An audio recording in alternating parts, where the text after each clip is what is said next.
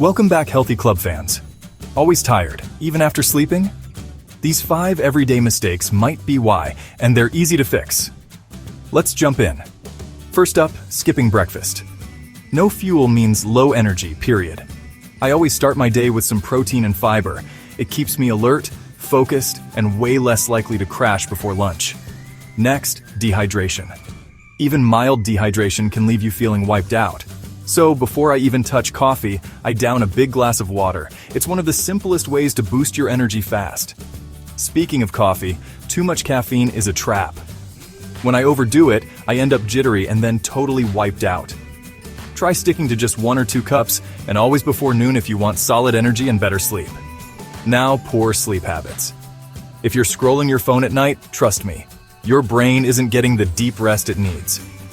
I set a routine and unplug at least half an hour before bed. My mornings are so much better when I do. Lastly, low iron or vitamin D. These are super common and seriously exhausting. I got tested and made sure to eat more iron-rich and vitamin D-packed foods. It made a huge difference in my mood and energy. Tired doesn't have to be normal. Fix just one of these and you'll start to feel better, fast. Like and subscribe for more easy health fixes.